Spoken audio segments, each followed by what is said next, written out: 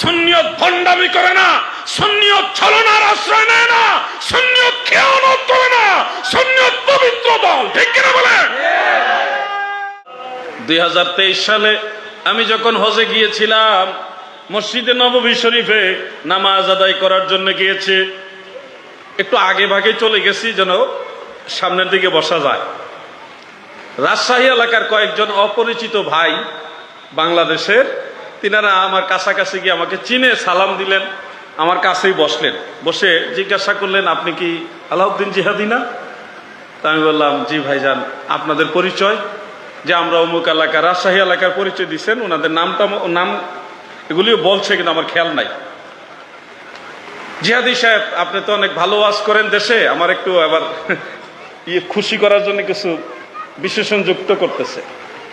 হ্যাঁ, অনেক সুন্দর ওয়াজ করেন, ভালো ওয়াজ করেন, আমাদের একটা প্রশ্নের উত্তর দেন। আপনি তো অনেক প্রশ্নের উত্তর দেন, আমাদের একটা প্রশ্নের উত্তর আপনি দেন।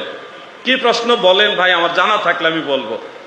পৃথিবীর সব আমি জানি তা দাবি করি না, আমি জানলে আপনার প্রশ্নের উত্তর দেওয়ার চেষ্টা করবো ইনশাআল্লাহ। প্রশ্নটা হলো, আপনারা তো মাযহাব মানেন হানাফি মাযহাব। তো হানাফি মাযহাবে আমাদের বাংলাদেশে তারা তো একামতের বাক্যগুলি দুইবার বলে। হাইয়া আলাস সালাহ, হাইয়া আলাস সালাহ, হাইয়া আলাল ফালাহ, হাইয়া আলাল ফালাহ, দুইবার বলে না? তো মদিনা শরীফে, মক্কা শরীফে তো মুয়াজ্জিন সাহেব একবার একামত বলে, হাইয়া আলাস সালাহ, হাইয়া আলাল ফালাহ, একবার বলে। এখন জিহাদি সাহেব, প্রশ্ন হলো, বাংলাদেশে যারা হানাফি মাযহাব মানে আর একামতের বাক্য দুইবার বলে, ওইটা সহি না মদিনা শরীফে যা একবার বলে এটা সহি? কোনটা সহি? আমি তখন বললাম, মদিনা শরীফে যেটা করে এটা সহি। তারা খুশি হয়ে গেল, চেহারাটা আলোকিত হয়ে গেল, উজ্জ্বল হয়ে গেল, আনন্দিত প্রকাশ করলো। মদিনা শরীফ যেটা করে এটা সহি, অবশ্যই সহি। পাল্টা আবার প্রশ্ন করলেন, তাহলে বাংলাদেশেরটা কি সহি না? আপনারা যেটা করেন তাহলে এটা কি সহি না? আমি বললাম, ওইটা হলো অধিক সহি। আসাহ, একটা সহি আর একটা আসাহ, মানে অধিক বিশুদ্ধ। একটা সাদা আর একটা কি সাদা কয়, বক সাদা কয় না কি কয় আপনারা? পিওর সাদা। যাক, একটা লাল আর একটা টুকটুকে লাল, একটা সহি আর একটা অধিকতর সহি, একটা সহি আর একটা আসাহ। তখন ওনারা আবার একটু চেহারা মলিন করে বলতেছে, বুঝলাম না জিহাদি সাহেব, কি পেঁচ দিলেন? এটা যদি সহি হয় তাহলে ওইটা অধিক সহি হয় কিভাবে? মদিনা শরীফের চাইতে কি ওইটা বেশি সহি হবে? আমি তখন বললাম, ওইটা মদিনা শরীফ থেকেই শিক্ষা, তার আমল করতেছে, ওইটা আগের আমল, ওইটা নবীজির ফাইনাল ডিসিশন। একটু বুঝাইয়া দেন। মদিনা শরীফের রওজা মুবারকের কাছেই বসছিলাম আমি, একটু আগে চলে গেছে ওই ছাতার নিচে। চিনছেন নি নাকি? গেছেন নি? রোজার আগে গেছেন ছাতার নিচে, যে জায়গাটায় জায়গা পাওয়া যায় না খুব আগে না গেলে। বুঝাই দেন তো একটু, ঘটনা কি? এটা সহি আর ওইটা অধিকতর সহি কিভাবে?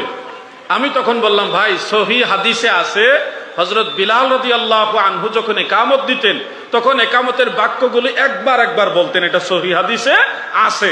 যেহেতু সহি হাদিসে আছে সেহেতু এটা সহি, এটাকে অসহি বলা যাবে না, এটা সহি হাদিসে আছে। তা আপনারটা অধিক সহি কিভাবে? আমি বললাম, মুসলিম শরীফের মধ্যে আছে। বলেন কোন শরীফ? এই নামটা মনে রাখবেন।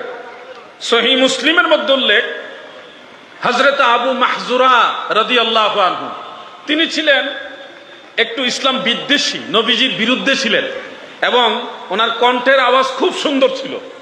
এত সুন্দর কণ্ঠ ছিল, ওই কণ্ঠ দিয়ে উনি নবীর বিরুদ্ধে কবিতা বলতেন, ছন্দ বলতেন, কণ্ঠ দিয়া ইসলামের বিরুদ্ধে। কিন্তু আল্লাহর কি দয়া, 8ম হিজরিতে উনি ইসলাম গ্রহণ করলেন। কত হিজরিতে? 8ম হিজরিতে। কোন বর্ণনায় এইভাবে আছে, হুনাইনের যুদ্ধের সময় উনি ইসলাম গ্রহণ করলেন। করার পরে যেহেতু উনি ওনার কণ্ঠ দিয়া, সুন্দর সুরেলা কণ্ঠ দিয়ে ইসলামের বিরুদ্ধে কথা বলেছেন, ছন্দ বলেছেন কাসিদার মতো করে, সেহেতু নবীজি ওনাকে ইসলামের আজান দেওয়ার দায়িত্ব দিছে। এই কণ্ঠ দিয়ে তুমি এবার আজান দাও, মানুষের নামাজের ডাক দাও। কাজটা কি যথোপযুক্ত হয়েছে না? যেমন লোক তেমন দায়িত্ব।